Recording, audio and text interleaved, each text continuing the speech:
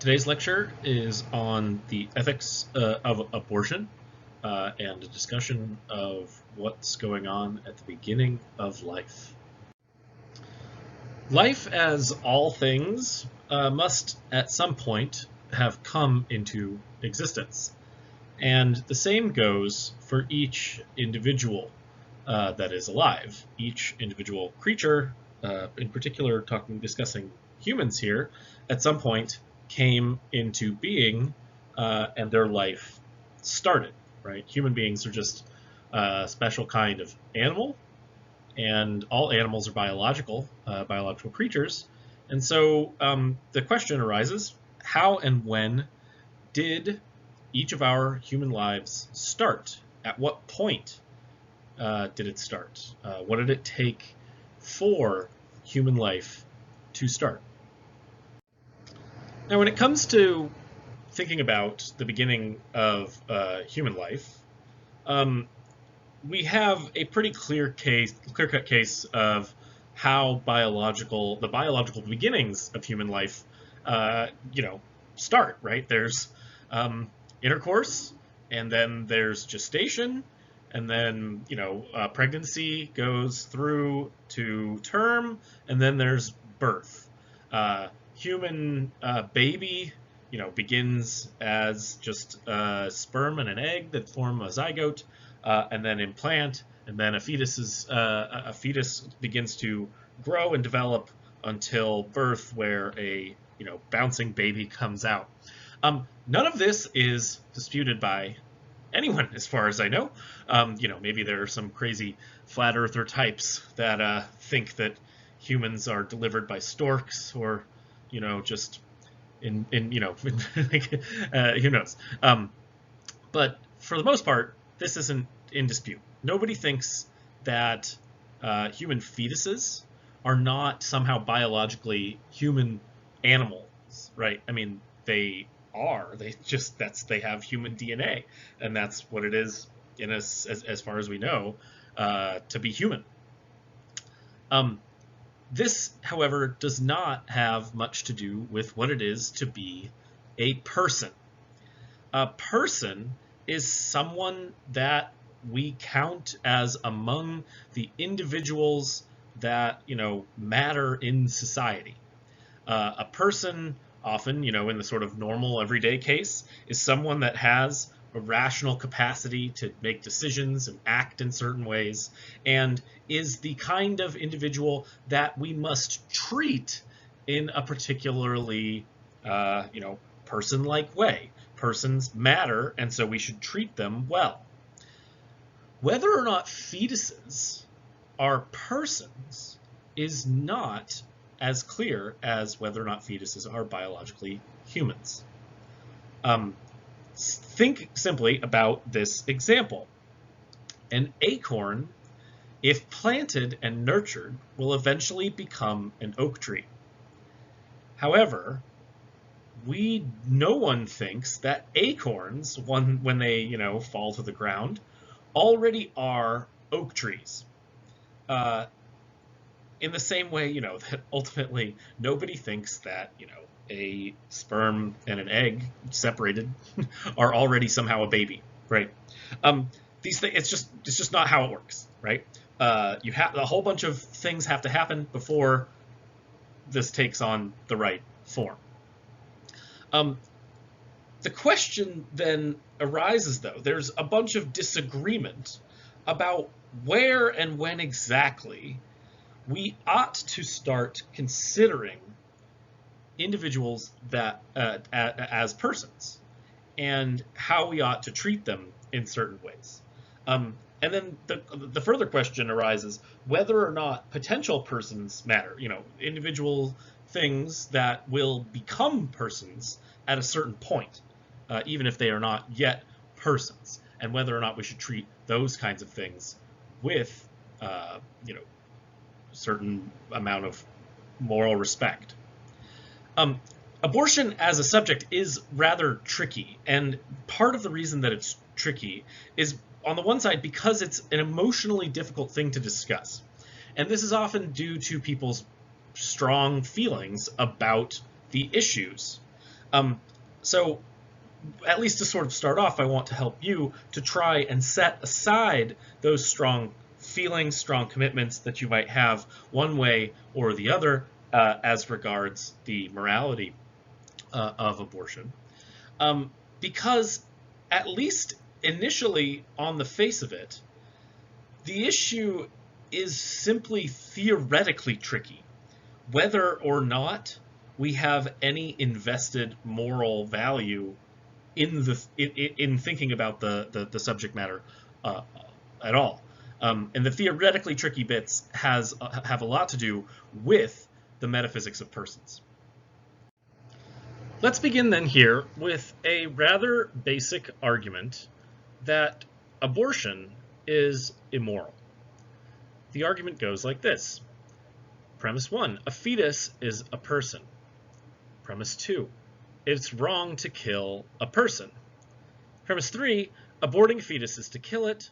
Conclusion, therefore, it is wrong to abort a fetus. Now, is this argument a good argument or a bad one? Well, premise 1, which says a fetus is a person, is controversial to say the least.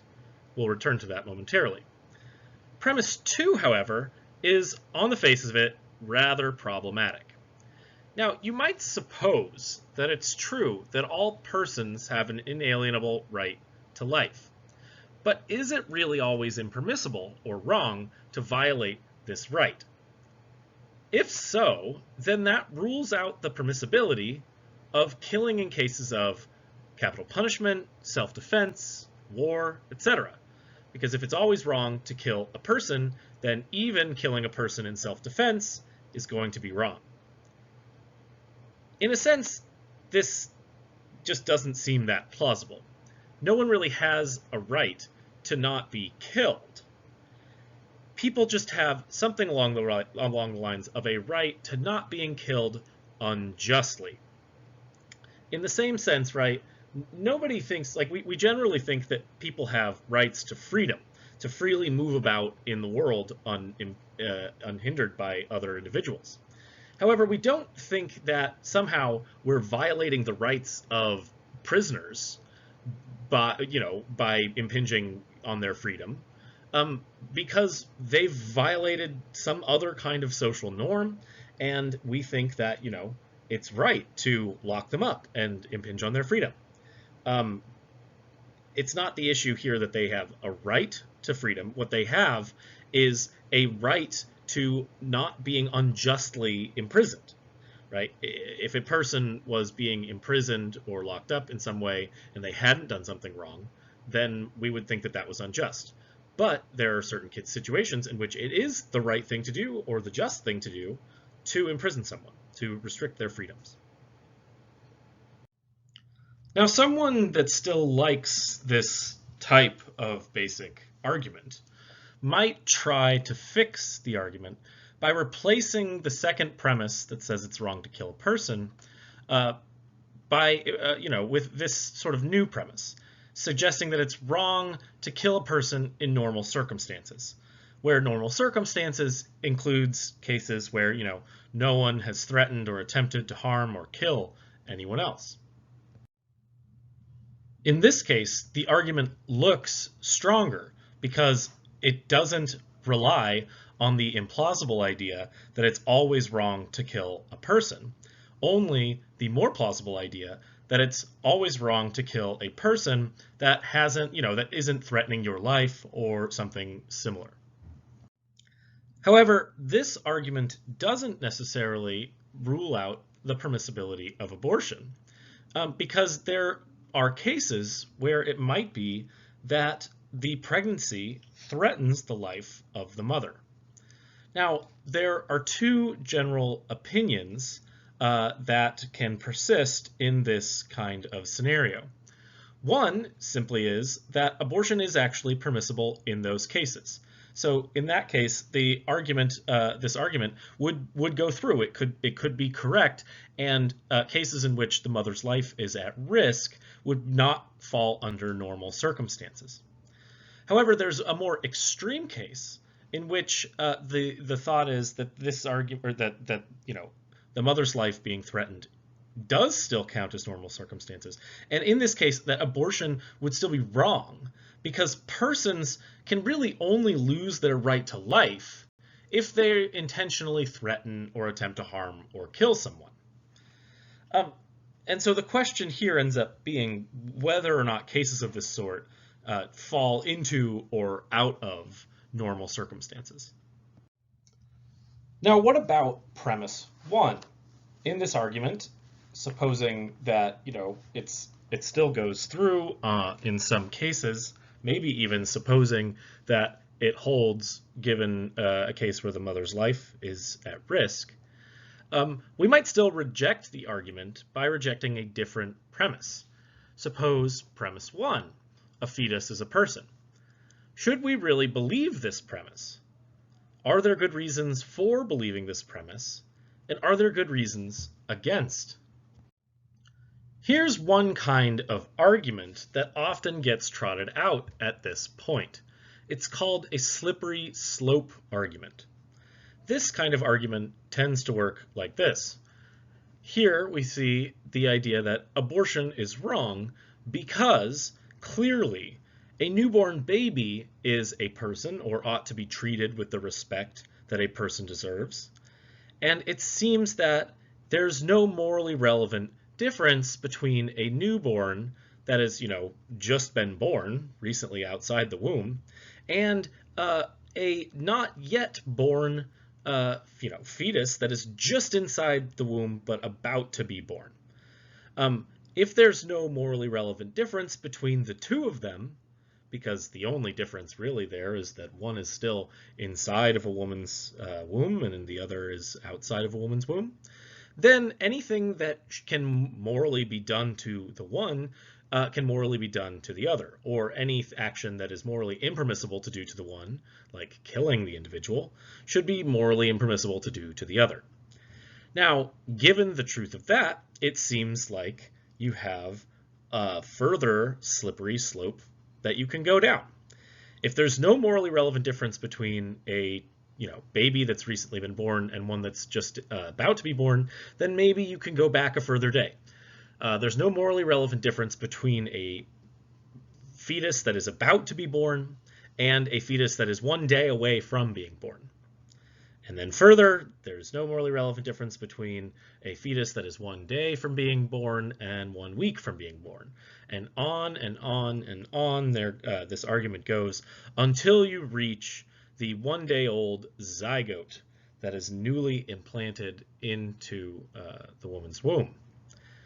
If this argument were to work, it would show that abortion is wrong because killing a newborn person is clearly wrong, and then there's no morally relevant difference between killing a newborn baby and killing a newly implanted zygote. However, this kind of argument works on both sides. The slippery slope runs both ways. Someone might argue that abortion is acceptable because clearly a zygote is not a person. If a zygote is not a person, then there's and the idea being that there's no no moral significance for something that is simply a couple of cells trying to implant into a uterine wall. Then if there's no morally relevant difference, or if there's nothing moral about the treatment of a zygote, and then there's no moral relevant difference between a zygote of 2 cells and one of 4, and then between one of 4 and one of 8, and so on, then it seems that there's no morally relevant difference between a zygote of a certain clump of cells and a relatively well-developed fetus. There just doesn't seem to be any metaphysically interesting cutoff point that we can identify where something goes from being morally irrelevant, right? Not of moral value, to being something that has moral value.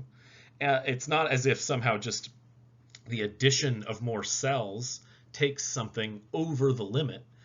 But that seems also problematic, right? If it's true that simply a clump of cells doesn't matter, then maybe it is true as well that a developed fetus doesn't matter as well. Now, these kinds of arguments tend to rely on certain underlying, somewhat odd principles that, ultimately there's a kind of what's called a Sorites paradox here. A Sorites paradox is the kind of paradox or problem where you ask a question like, what makes a heap of sand a heap of sand? Right? Suppose you have a heap of sand before you, and you take one grain of sand away, and then you ask, is this still a heap of sand? Well, of course it is, right?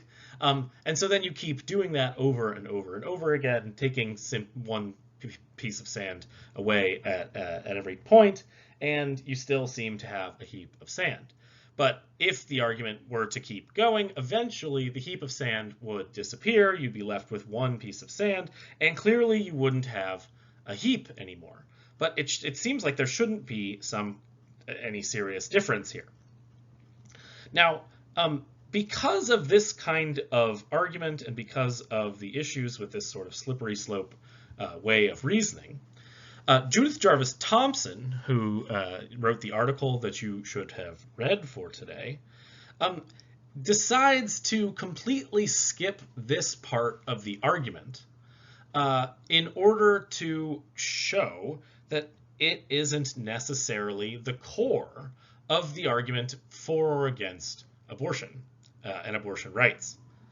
Thomson concedes the first premise and accepts, for the sake of argument, the thought that ultimately a fetus is a person. Supposing that a fetus is a person allows Thomson to pose the strongest possible argument for her position, because it doesn't rely on the ultimately difficult metaphysical contention that fetuses simply aren't people.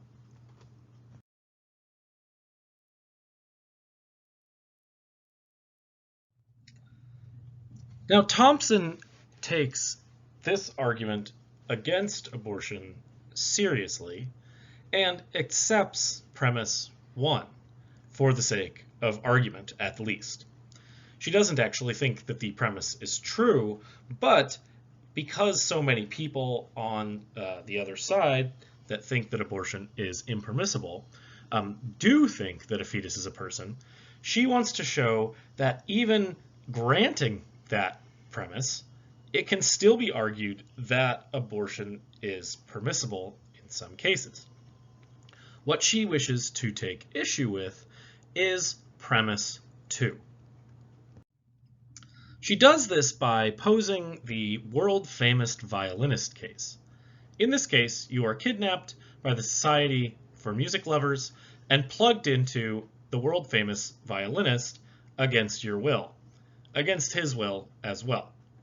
The question becomes, given the situation, once you've been plugged in and told that given if you were to unplug yourself or disconnect in any way, that the violinist would certainly immediately die, is it permissible for you to unplug yourself from the world-famous violinist? Thomson here is giving what is called an argument by analogy. What she wants to show is that if it's true that a case in which you are unwillfully plugged into a violinist is analogous to a case of unwanted pregnancy, then what's true in the one situation, morally speaking, should be true in the other. Ultimately, the subject of this argument is the weighing of human rights. Now, we can accept that human persons have a right to life, and accepting then that a fetus is a person, accept as well that a fetus has a right to life. But the question then arises whether or not the right to personal autonomy, that is, control over one's body, time, goals, etc., and activities ever outweigh another person's right to life. In this case, it seems that if it's true that one can, because of one's situation, unplug themselves from the violinist, and the case of the violinist is analogous to a case of pregnancy, of unwanted pregnancy, then it will be permissible in that case of unwanted pregnancy also to unplug from the fetus.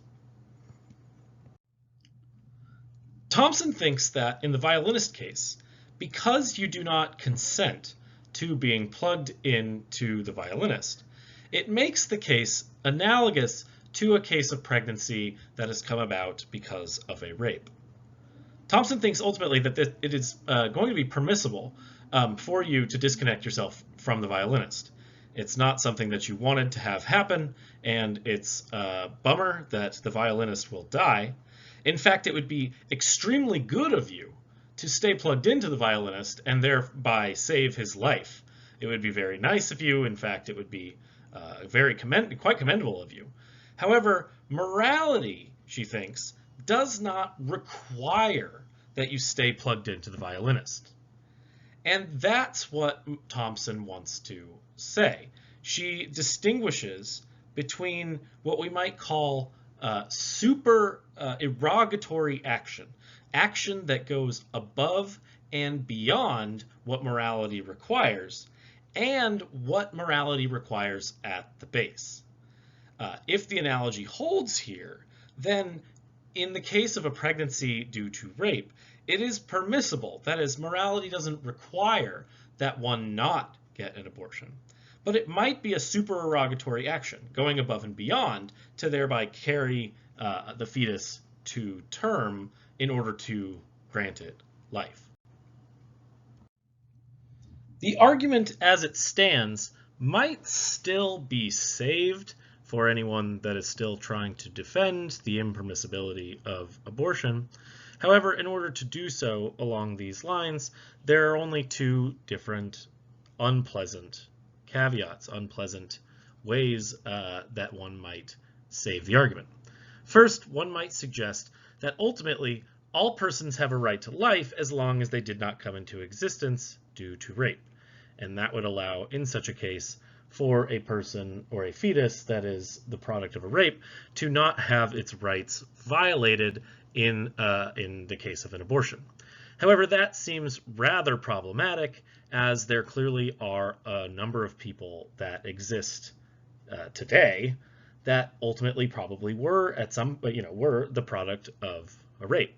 And just because they were the product of a rape doesn't somehow seem to give them less of a right to life in that situation. It just seems problem. It's also possible the second possibility would be that someone has somehow less of a right to life, and that so the woman's right to autonomy somehow outweighs the fetus's right to life in the case in which the fetus is the product of a rape. However, that also seems a rather repugnant idea. It just doesn't seem like anyone should have more or less of a right to life simply because of how they came about existing. Again, Thompson thinks that helping out the violinist and allowing him to stay alive, continuing to be plugged into him, is something that you could do. And in fact, it would be something that would be morally commendable. It would be you having done something excellent and helping him out. It would be very nice of you to keep him alive in such a case. But the question is whether or not you have to, in the moral sense. Thompson thinks no. And oftentimes people's moral intuitions, tend to coincide with Thompson here.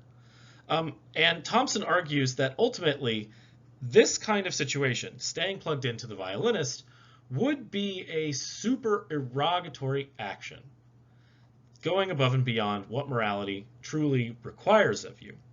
Morality, she thinks, isn't that stringent. there are lots of things that you can do on any given day that would be going above and beyond, helping others, doing good things for them, being extremely nice. Many of these things are very good of you, morally speaking, but they're not things that morality requires of you. Morality only requires certain very stringent things, like not murdering and not being negligent in certain ways. So she thinks that the same thing ultimately goes in the case of pregnancy due to rape. In order to, continuing the life of the fetus would be a moral excellence in a sense. It would give this individual a life, supposing, afterwards, even if one is simply going to give the baby up for adoption. However, it's something that is not required morally of you by morality as it stands. It's not something that you must, morally speaking, do. Is Thompson right here? Is Thompson's argument by analogy a good one? That is it actually morally acceptable to disconnect yourself from the violinist? And if so, do you think that the same thing ultimately goes for the case of abortion? There are two possibilities here.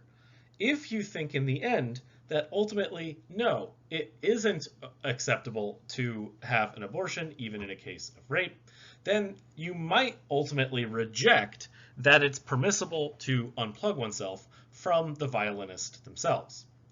However, you might also reject this argument by denying that the violinist case itself and the case of a pregnancy due to rape are actually morally analogous.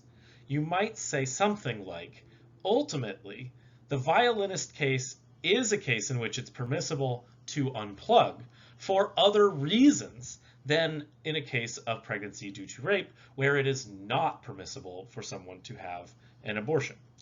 So the question then becomes whether or not Thompson has actually made her argument good by actually picking two truly analogous cases. Now, there are a number of reasons that people have raised over time since Thompson published her article for thinking that ultimately there is a kind of disanalogy between the violinist case and a case of pregnancy due to rape. One, you might think, look, a woman is related to the fetus where she's not related to the violinist. None of us are related to the violinist in the example, and so, you don't have any special obligation to the violinist because you're not related to him, whereas you do to individuals that you're related to, like the fetus. Another might be, look, pregnancy doesn't require you to stay in a hospital bed for 9 months, whereas it seems like you would have to stay stuck in the hospital bed with the violinist in order to save his life. That is, in some sense, worse than simply being pregnant, and so that's what justifies, ultimately, the difference in treatment in these cases. Now, you might think of all kinds of others. But each of these kinds of attempts at a disanalogy can be responded to. And what I mean by that is that ultimately, in order to pose a true disanalogy, it requires that you point to a difference between the two cases that actually makes a serious moral difference.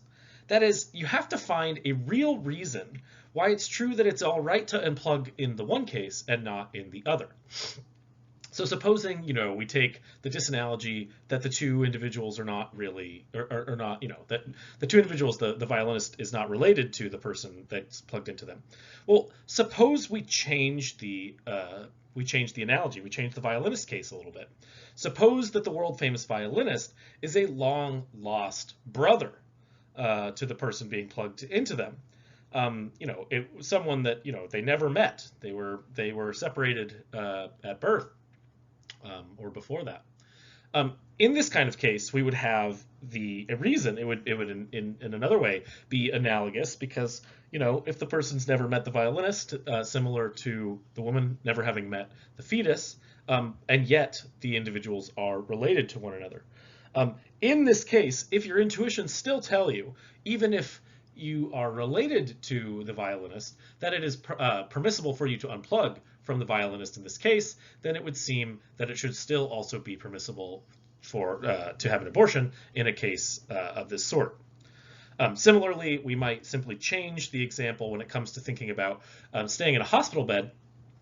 We could suppose that the violinist is not unconscious, but is conscious and able to sort of hobble around or be pushed around in a wheelchair, as all that needs to be done is that you still stay kind of plugged in together so that he can continue to use your kidneys for his blood filtration or something like that. We also really just don't want to slip into some form of absolute abject relativism in this case, where we don't want it to be somehow that it's simply just more like it's just okay to unplug from the violinist in the one case, but it's not okay to have an abortion in the case of a pregnancy due to rape. Abject relativism is just not on the table because it doesn't have any sort of rationale. Imagine that a situation in which, you and your roommate both turn in the same exact test for an exam. In this case, in a sense, one of you must have cheated off of the other, or maybe you both worked on it together, which, may be against the rules. But supposing that the professor doesn't notice that the tests are exactly the same, and yet he gives the one test, your friend's test maybe, an A, when he gives your test an F. In this case, supposing that you go to the professor and show him, look, this test is exactly the same as mine, and you gave one an A and the other an F, and the professor suggested, well, that person, you're you. Just because of the mere difference in individuals, you get different grades. You would think in that case that the professor was absolutely nuts, right? Because that's not a legitimate reason for treating people differently, just because they're different individuals. In this case, right, we don't want something like that to be the case. That would be absolute relativism, super relative, just relative to the individual cases as they stand. Now, we might change the case in order to think about whether or not Thompson's considerations hold across the board. Suppose instead we have a case like this.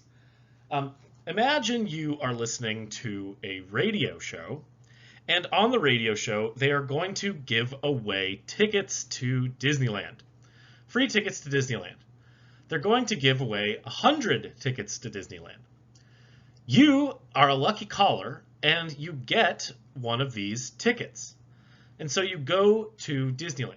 However, upon entering Disneyland, you have to agree to a certain possibility. You get to go into Disneyland and have a good time, but upon exiting Disneyland, when you leave, there is going to be a big spinning wheel. That wheel will be spun when you're exiting, and there will be a 1 out of 100 chance upon exiting Disneyland that you will have to be plugged in to the world-famous violinist in order to save his life by being plugged in for 9 months. Now, suppose that this is the situation, and you're like, hey, you know what? 1 out of 100 chance, I'm going to go to Disneyland. I'll take my chances.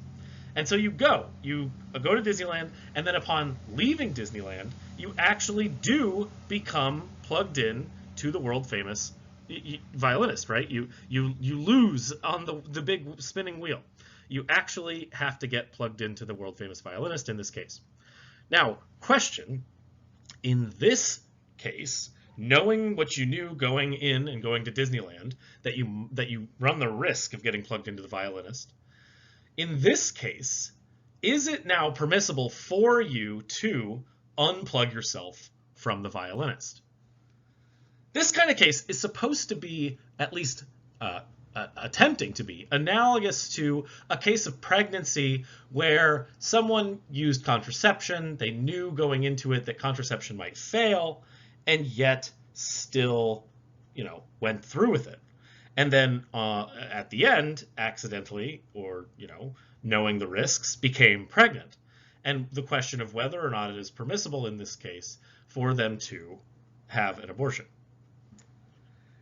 Now, of course, this doesn't really apply in the case of the violinist, because Thompson is pretty much just focusing on the extreme view that abortion is ultimately impermissible, even in a case where it's required to save the mother's life, right? Thompson ultimately wants to say, look, abortion is sometimes permissible, and here are the cases in which it is. That's the point of her violinist example. The view that Thompson has in mind that she really sort of wants to argue against is the view that abortion is never, ever permissible, even in a case in which you need to save a life. She discusses cases in which doctors sometimes have to decide choosing between the life of the mother and the life of the child, but ultimately she thinks that this isn't really a problematic case. There's also another case, another interesting thing to worry about as to whether or not there's a difference in this kind of case between killing something actively and letting something die, which makes one case preferable to the other. It would seem that, in the case of abortion, there's an active sense of killing that's going on, whereas in the case of unplugging from the violinist, there's simply a sense in which you're letting the violinist die. But this, again, also overly complicates the issue, at least for now, and Thompson doesn't want to sort of muddy the water with this issue of distinction. In an attempt to respond to the extreme view, Thompson proposes a case of self-defense, particularly against a baby, right? Now, the extreme view, in a sense, wants to say something like, look, the baby isn't doing anything intentionally to try and harm you, and so you just don't have the right to kill the baby. In the same way, a fetus isn't doing anything intentionally to try and harm you, so you don't have the right to kill the fetus. But what about this case? What about, suppose, in some metaphysically strange kind of world, you're trapped in a house with a rapidly growing baby. The baby will ultimately crush you if you don't kill it. The question then is it permissible for you to kill the baby in order to save your own life? Now, while this may be a terrible situation, it seems as though it is permissible for you to attempt to save your own life in this case, even if that requires the killing of the baby. Thompson suggests another kind of example in order to help think about the kinds of things that doctors might think about when it comes to performing an abortion. Now, suppose that ultimately Jones owns a jacket. He owns this sweatshirt, and him and Smith are both, sort of stranded out in the middle of the frozen tundra. Now, in this case, both Jones and Smith need the jacket in order to survive. They need the jacket in order to live. The question then is, who gets the jacket? Can you decide who gets the jacket? Now, the analogy here is supposed to be to one's own body. In the case of a pregnancy, a woman is thought to own her own body, and the fetus is, in this case, using that body. Now, can we decide who gets to use the body in this case? Thompson thinks that while it may be possible or an issue for a third party to decide between who gets to live and who gets to die when we're talking about someone like Smith and Jones, it doesn't seem like we can fault Jones in this case for simply keeping his jacket, even if that's going to mean that Smith dies, right? We're not going to say, oh, Jones, you did something terrible by keeping your own jacket and not giving it to Smith, even knowing that Jones would have died had he given his jacket to Smith. So it seems it's not really true that, doctors shouldn't be allowed to say, like, to not decide between saving a woman's life and aborting the life of a fetus. It shouldn't be, we shouldn't think of this in terms of no one can choose between the two. Rather, that individuals might not be able to choose between the two, but that we cannot fault a woman for determining whether or not she wants to continue living, while the fetus is actually going to cause her great harm or even death. Another case that gets raised is what Thompson uses as the Henry Fonda case, but I'll be discussing the Ryan Gosling situation. And this regards what exactly it is that's involved in someone's right to life, and what exactly it is that's the bare minimum that's required for continuing someone's life. So if you have the ability to continue someone's life, what exactly is required of you? What do you have to do in order to continue that individual's life? And then there's this question of whether or not someone has no right to their needs being met, where their needs need to be met by someone else in order to continue their life. So imagine this possible scenario. Suppose that Ryan Gosling is off in Australia shooting a movie, and you are laid up in the Goleta hospital, because, you have a special strain of COVID-19, and it's very, very specific strain. In fact, it's a kind of strain that can only be cured if Ryan Gosling comes into your room and touches your forehead.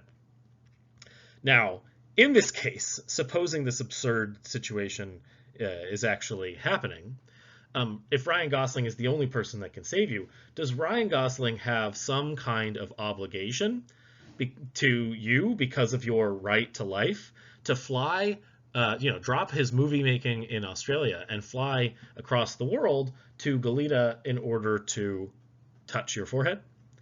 Is this something that you have a right against Ryan Gosling to do? Maybe more plausibly, depending on your sort of religious background, you might think of the case of Jesus, where Jesus supposedly had the power to heal people. In fact, even just touching his clothes seemed to allow for certain people to be healed. Now imagine a situation like where this is true. If Jesus is around and he can heal everyone at touch, does Jesus somehow have the obligation to go around healing everyone that's about to die simply because those individuals have a right to life? It doesn't seem so. It doesn't seem that that's sort of a requirement, a moral requirement on Jesus. The issue that comes up here is a question of natural rights. So, of course, the violinist has what we might call a right to life. And this, of course, entails that no one should try to kill the violinist. And nobody other than you should try to kill the violinist by unplugging the violinist from your kidneys, right? From your body. But in this case, and the point that Thompson wants to make, is that the violinist ultimately has no rights against you to use your kidneys, right? Just as you, if you were sick, would have no right against Ryan Gosling to come and touch your forehead. Letting the violinist use your kidneys, or Ryan Gosling actually coming to your hospital room to touch your forehead, is a kindness. It's, again, something that is supererogatory. It is an action that goes above and beyond moral requirements. It is not a moral requirement, not something that morality requires of you. Thompson's conclusion, then, when discussing the violinist argument, is that even supposing that all humans, fetuses, and the violinist have a right to life, having a right to life does not guarantee having a right to use another person's body, even if one needs it for life itself. That's her conclusion, and then she begins to unravel the implications of this conclusion and tries to show that it goes much further than the case of the violinist itself, and actually goes as far, she thinks at least, to cases of unwanted pregnancy in the case of failed contraception. To begin with, though, we need to get a few concepts out on the table. Thompson makes a distinction, and a number of ethical thinkers have made the distinction, between what we might call perfect rights and duties and imperfect rights and duties. A perfect right or duty is a kind of right that you have, or duty that you have, all the time. It applies in all cases. For example, your right to life, your right to not being harmed, your right to, the freedom, your freedom of your body. Similarly, these correspond to duties, right? You have a duty to not harm other individuals because they have said the right to not being harmed. You have a duty to not kill other individuals because they have the right to not being killed. You have a duty to not sort of imprison or take away the freedom to move of some other individual simply because they have the right to being free. And these things always apply to you and to them. Imperfect rights and duties, on the other hand, are the kinds of rights or duties that individuals have some of the time, right? So you ultimately have the right to be helped in cases of need. Now, it's not the case that everyone always has to help you, right? I mean, suppose you need a job, and so you try to make an appointment with someone to discuss the possibility of them giving you a job, but they miss the appointment because their child is sick. Well, in that case, your right is not being violated. You needed help. They are going to try to help you, but they ultimately are unable to. Have they violated your rights? No, something else came up. You similarly have a duty to help, but these are the kinds of rights and duties that sort of aren't perfect. They don't apply all the time in all cases. You need to obviously try to help other people, but you don't have to help everyone in every possible scenario. To do that would be to go above and beyond, would be to do what is ultimately supererogatory. Now, Thompson, as many, will tend to identify what we think of as perfect rights and duties with what we might think of as negative rights or duties, where negative rights or duties are the kinds of things that ultimately require a no in them, right? So what's a negative right or duty? Well, a negative right would be a right to not being harmed, a right to not being killed, a right to your freedom not being restricted. Ultimately, the thought here is that perfect rights and duties are rights that you have against others for them to not infringe on you in some way, shape, or form. Whereas oftentimes imperfect duties are not negative. They require of you to do something positive, to go out into the world and help, to do something active, rather than to sort of not violate some restriction. Similarly, special rights and obligations, the kinds of rights and obligations that you accept, like when you make a promise to someone or when you take on a particular role, say as a babysitter or a caregiver, those kinds of special rights and obligations are also ultimately perfect, but they might require you to do something positive. That's just because you have accepted those special rights and obligations. We'll come back to this in a moment. Thompson gives the example here to sort of show you the difference between these two kinds of rights and duties. Suppose a box of chocolates is given to two boys. Well, in such a case, it would seem that each boy has a right to half of the box, right? And each then has a duty to not take more than half. If one of the brothers or boys takes more than half, without the other's permission, then he has wronged his brother. However, if a box of chocolates is given to one of two boys, and his brother wants some of the chocolates, it seems that the owner of the chocolates has maybe something like an obligation or duty to share. However, he does not have to share half. One boy has a right to the chocolates here, and the other one has something like an imperfect right to being shared with. However, he does not have the same right as if the box of chocolates was given to both. The perfect rights and duties here have to do with what always applies in this case, whereas the imperfect duties are a little bit more sort of soft. Thompson ultimately thinks that allowing a fetus to take up residence is to do something that is ultimately positive for the fetus. And ultimately, positive moral rights or duties are, she thinks, imperfect rights and duties. They are the kinds of things that it is good to do sometimes, but do not have to be undertaken all of the time. And so she thinks that allowing for an unplanned fetus to use your body is to do something good for it. It's to treat the fetus well. But not doing so is to treat one's negative right to their own body with more weight than the positive right that the fetus has to being helped to develop. Morality on Thompson's view ultimately only requires that we never violate people's or individuals' negative rights, while it doesn't require that we always uphold positive rights. We only have to sometimes uphold those, particularly in cases in which, it may be somewhat convenient or not terribly inconvenient for us.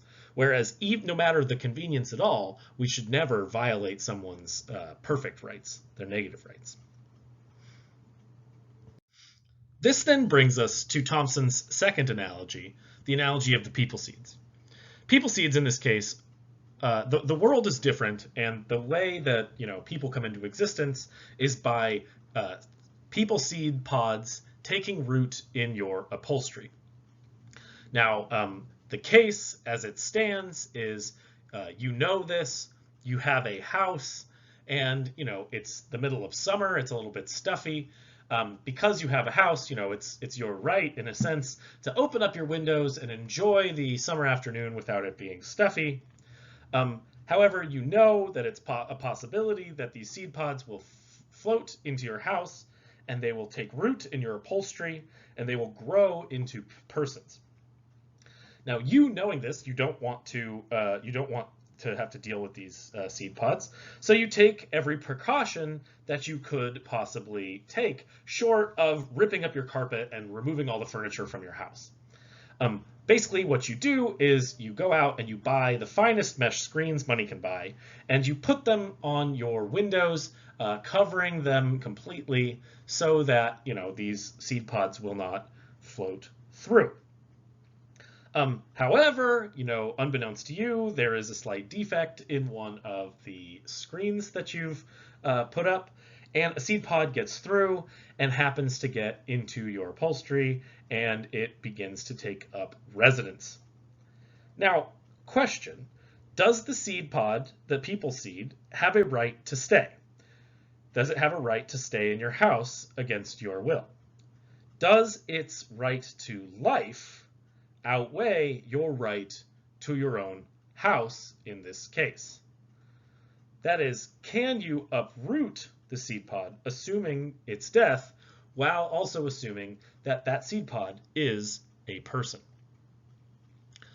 Thompson thinks yes. The reasoning for this is that you have not given the seed pod permission, and you thereby do not have to take into consideration its right to life, given that in order for it to continue to live, it must use your upholstery.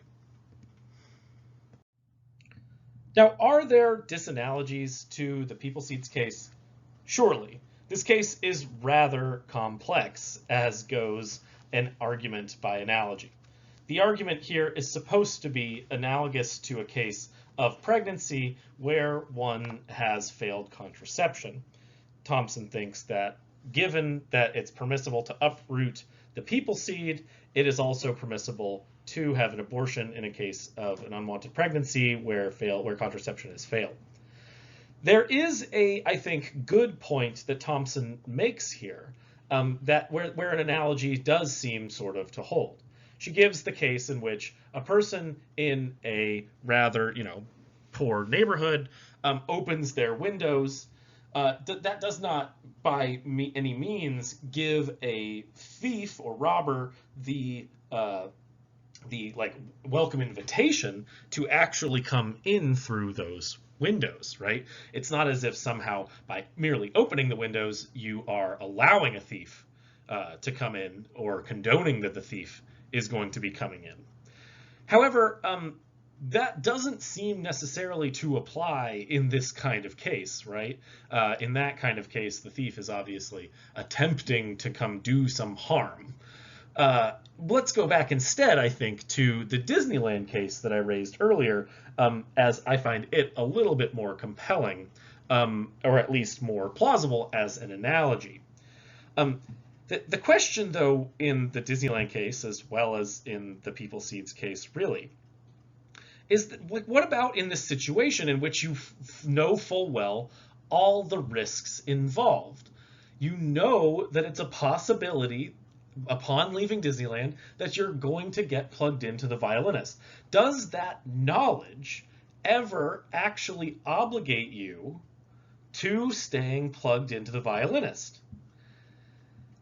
Are you really not obligated in the slightest to continue to carry a fetus to term in a case in which you knew the risk going in and the contraception did actually fail?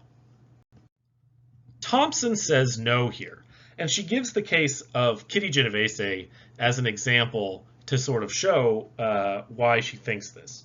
Now, Kitty Genovese is a horrific situation in which a woman trying to return to her apartment gets attacked behind her apartment and brutally murdered. And while she was being murdered, there were lots of people home in her apartment building that were actually listening to her screaming and being attacked. A number of these people actually saw the attack from their windows and balconies, but none of them called the police.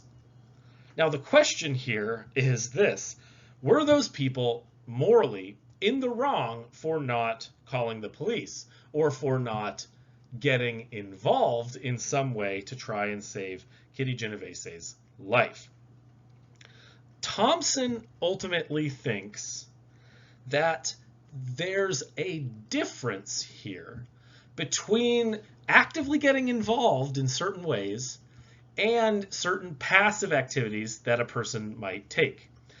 She thinks that there's a difference here between what morality truly requires of us and what it is to be a good person and what it is to do something good for someone else.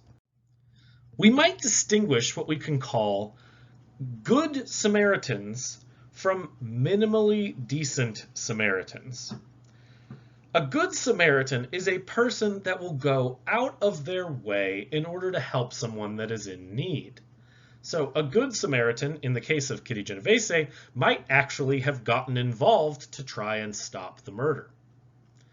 A minimally decent Samaritan is the kind of person that would actually just go a little way to help, right? So a minimally decent Samaritan in this case might probably, hopefully, call the police upon hearing someone screaming. But what then does morality itself really require? On Thompson's view, morality itself doesn't even require that we actually be minimally decent Samaritans.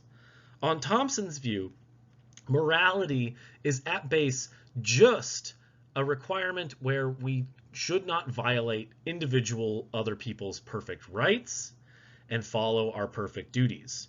We do not have to help other people at all when it's a difficulty for us.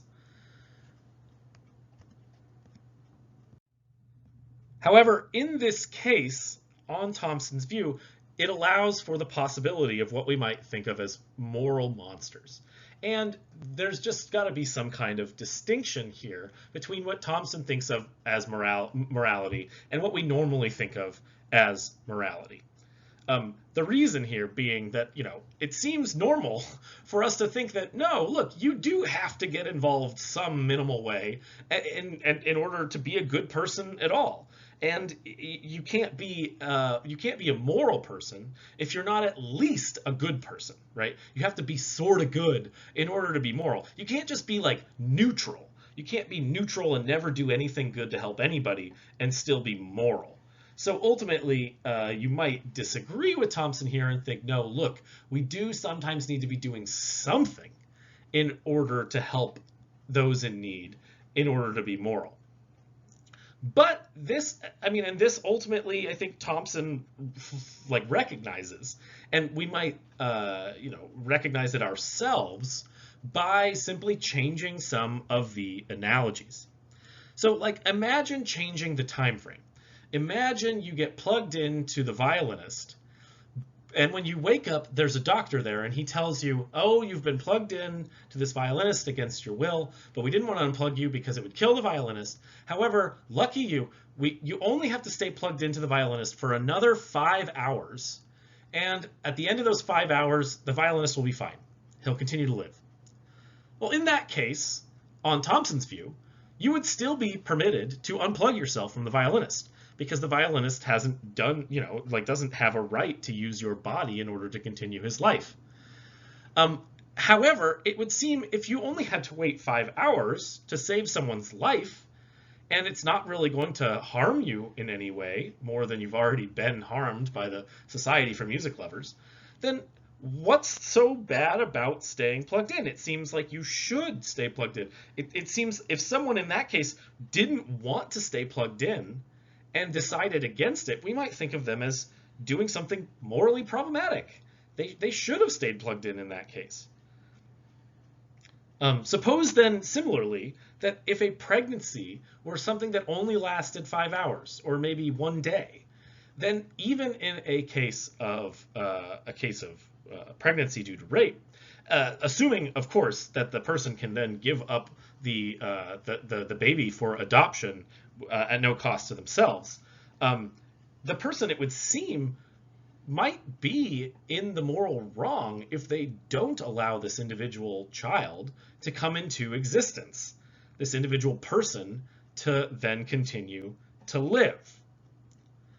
So ultimately, we need to sort of question this idea of whether or not morality itself never requires us to uphold certain positive rights and positive duties, whether or not it's possible for us to ultimately be moral monsters, be people that are fully moral, do everything that morality requires, but never be good, never do anything helpful or positive for anyone else. Beginning to wrap up here, we can distinguish between 3 different kinds, again, of duties or obligations that Thompson has distinguished. So there's negative perfect duties. These are the kinds of duties to not harm others, to not kill others, to not steal from others, and they're the kinds of things that always apply. Then there are special obligations. Special obligations we haven't discussed as much yet, but now we can. Special obligations are the kinds of obligations that individuals have because they've taken on a particular special role. So these are like the duties that parents have to their children, right? You can give your children up for adoption, luckily, in this day and age in our country. And however, once you take the child home, you must care for it, right? So once you assume the role of the parent of the child, you need to feed it, you need to clothe it, you need to house it. These are the kinds of special duties and obligations that you have to the child. Your neighbor doesn't have them to the child, right? Even if you are failing at those duties. Your neighbor can help if you're failing. I mean, this is why people report other individuals for child abuse. But ultimately, the parent is the one that has the special obligation. Similarly, I have a special obligation to all of you students because I am your teacher, right? Teachers assume special obligations to their students by becoming teachers and choosing to teach certain classes. Finally, there are positive imperfect duties, and these are the kinds of duties that are involved when people are in need. Duties like being nice, duties like being generous, helping others when they are in need of help.